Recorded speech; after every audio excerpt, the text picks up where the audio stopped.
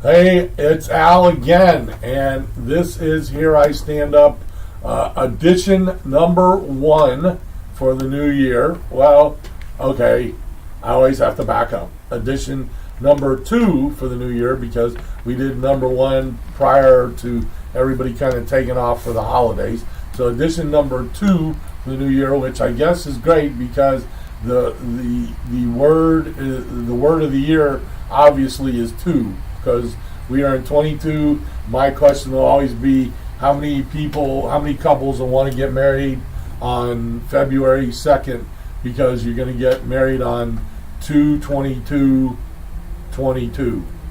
So, yeah, 2nd of February 2022. Yep. So that'll be that. So maybe we can call this our premiere edition with the number 2 without playing too much of Schoolhouse Rock and all of those things. That's a long ago reference.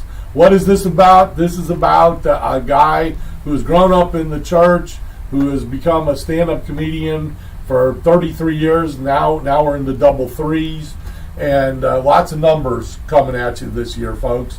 But not humorous, ha-ha, stand-up joke stories, but just a little thing to put a smile on your face for some time during the week for you to think about some kind of crazy thing that I have gone through personally over my 33 years in stand-up comedy and in working with churches as well as maybe sometime in general life. So you see this, my little whiteboard here, and it says New Year's Eve 2022.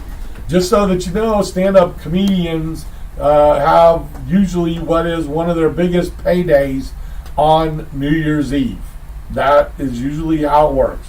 We make a lot of money, and I can tell you from a comedian that has done many New Year's Eves, it is one of the dread-filled holidays ever. Because unlike music and unlike think of anything else, going out to dinner or anything else, stand-up comedy requires somebody to focus.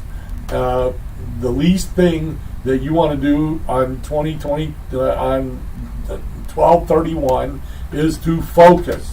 And the worst things that comedy venues that I've ever worked at is the fact that they put out all of this these hats and the horns and everything else, and you're trying to do a steady show, a focus show, and the thing that happens is inevitably somebody puts a hat on and starts blowing their horn in the middle of your show. I can give you horror stories about all of those things.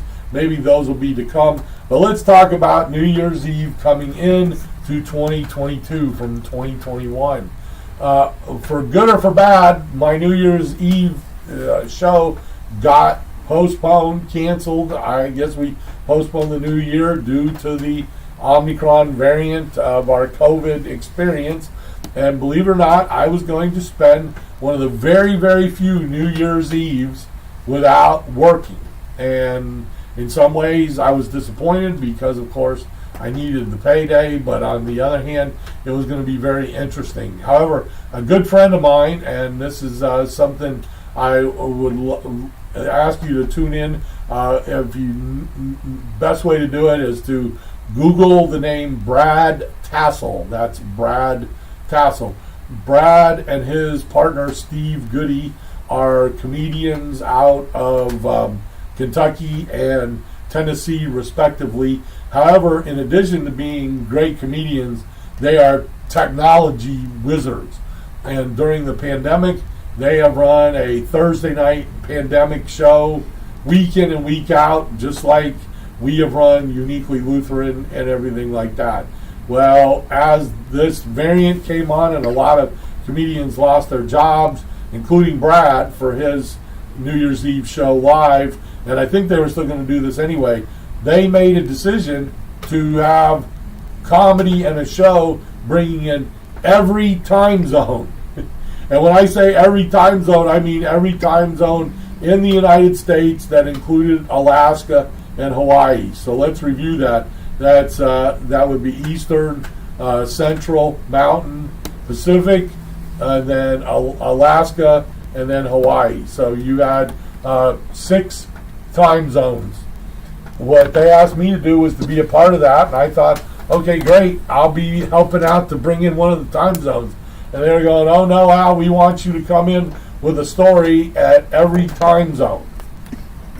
Now, granted, this is a non-paid job, and it is something for a friend, and I cannot tell you the last time that me, as I'm celebrating my 60th birthday, went, oh, that would be great. I'll get up every hour.